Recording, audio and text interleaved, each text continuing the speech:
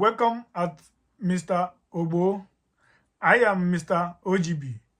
Thank you for the United States of America and for the good of the world. I'm aligned with the world, and I want to get this thing over with. You see the hatred he's got for Putin. It's very tough for me to make a deal with that kind of hate. He's got tremendous hatred, and I understand that, but I can tell you the other side isn't exactly in love with, him either. So it's not a question of alignment. I'm aligned with the world. I want to get the thing set. I'm aligned with Europe. I want to see if we can get this thing done. You want me to be tough? I could be tougher than any human being you've ever seen. I'd be so tough. But you're never going to get a deal that way. So that's the way it goes. All right, one more question. Hey, I will respond to this. So look, for 4 years in the United States of America, we had a president who stood up at press conferences and talked tough about Vladimir Putin, and then Putin invaded Ukraine and destroyed a significant chunk of the country. The path to peace and the path to prosperity is maybe engaging in diplomacy. We tried the pathway of Joe Biden of thumping our chest and pretending that the President of the United States' words mattered more than the President of the United States' actions. What makes America a good country is America engaging in diplomacy. That's what President Trump is doing. Can I ask you? Sure. Yeah? Yeah. Okay. So he occupied our parts, big parts of Ukraine, part of East and Crimea. So he occupied it on 2014. So during a lot of years, so I'm not speaking about just Biden, but those time was Obama, then President Obama, then President Trump, then President Biden, now the President Trump, and God bless, now President Trump will stop him. But during 2014, nobody stopped him. He just occupied and took. He killed people. You know what the contact line? 2015.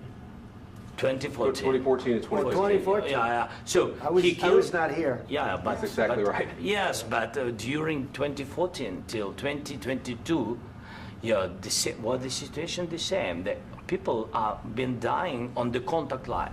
Nobody stopped him. You know that we had conversations with him, a lot of conversation, my bilateral conversation, and we signed with him, me, like a new president. In 2019, I signed with him the deal. I signed with him, Macron and Merkel, we signed ceasefire. Ceasefire. All of them told me that he will never go. We signed with him with gas contract. Gas contract. Yes, but after that, he broken this ceasefire. He killed our people and he didn't exchange prisoners. We signed the exchange of prisoners, but he didn't do it.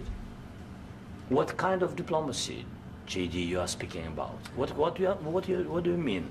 I'm talking about the kind of diplomacy that's going to end the destruction of your country. Yes, but if you Mr. President, with respect, I think it's disrespectful for you to come into the Oval Office and try to litigate this in front of the American media. Right now, you guys are going around and forcing conscripts to the front lines because you have manpower problems. You should be thanking the President for trying to bring it into this conflict. Have you ever been to Ukraine that you say what problems we have?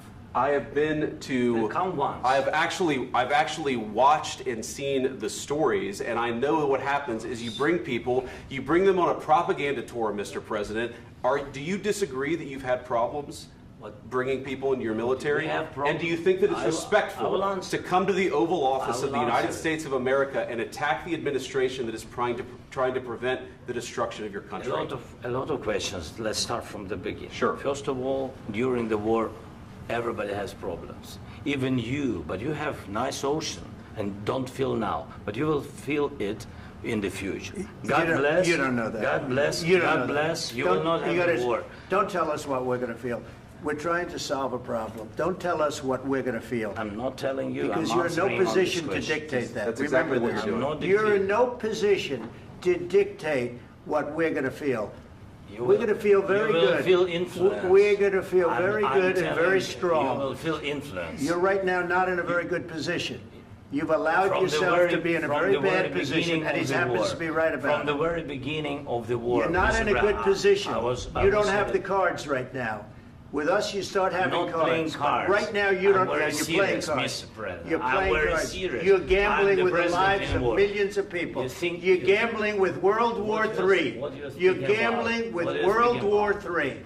And what you're doing is very disrespectful to the country, this country. That's with back all to you. respect to your Far country. more than a lot of people said very they respect. should have. Have you said thank you once? This A lot entire of meeting? times. No, in this Even entire meeting, today. have you said thank Even you? today. You went to Pennsylvania and campaigned for the opposition in October. Offer some words of appreciation for the United States what of are you speaking America about? and the president who's trying to save your country.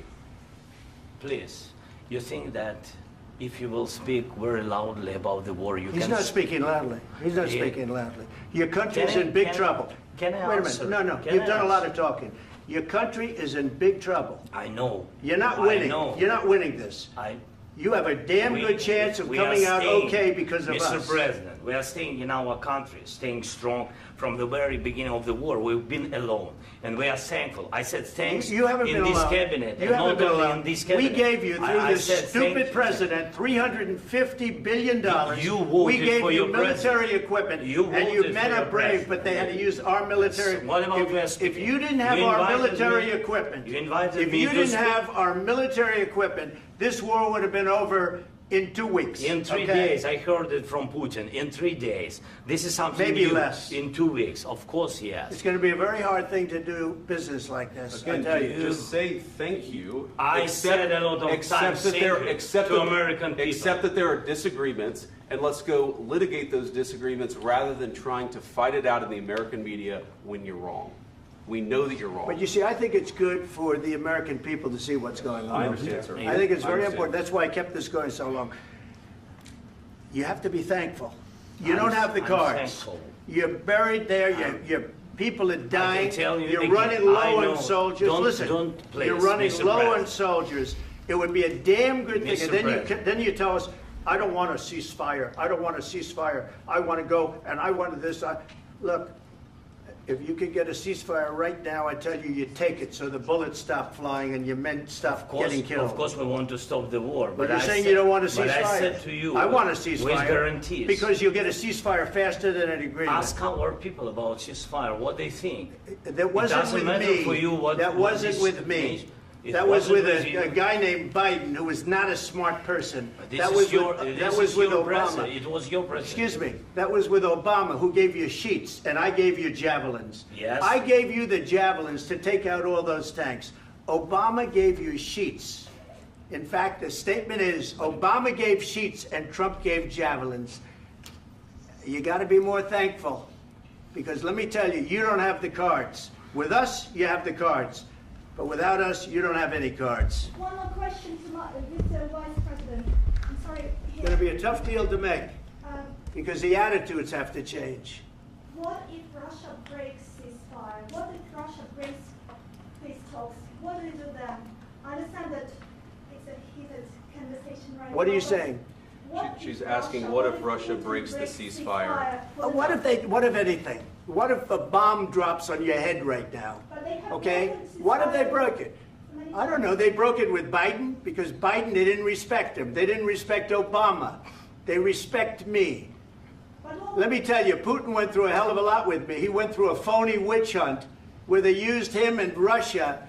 Russia. You ever hear of that deal? That was a phony Hunter Biden, Joe Biden scam. Hillary Clinton, Shifty Adam Schiff. It was a Democrat scam. And he had to go through that. And he did go through it. We didn't end up in a war. And he went through it. He was accused of all that stuff. He had nothing to do with it. It came out of Hunter Biden's bathroom. It came out of Hunter Biden's bedroom. It was disgusting. And then they said, oh, the laptop from hell was made by Russia. The 51 agents. The whole thing was a scam. And he had to put up with that. He was being accused of all that stuff. All I can say is this. He might have broken deals with Obama and Bush, and he might have broken them with Biden. He did, maybe. Maybe he didn't. I don't know what happened. But he didn't break them with me. He wants to make a deal. I don't know if you can make a deal. The problem is, I've empowered you to be a tough guy. And I don't think you'd be a tough guy without the United States. And your people are very brave. But you're either going to make a deal or we're out. And if we're out, you'll fight it out. I don't think it's going to be pretty, but you'll fight it out. But you don't have the cards. But once we sign that deal, you're in a much better position. But you're not acting at all thankful. And that's not a nice thing. I'll be honest, that's not a nice thing. All right, I think we've seen enough. What do you think? Huh? This is going to be great television, I will say that. All right. We'll see what we can do about putting it together. Thank you, sir. I know this is I need the back of your chair. We'll see. I don't know. All right, guys, come on. Wait. Hey, let's go. Guys, come on. Let's move, please.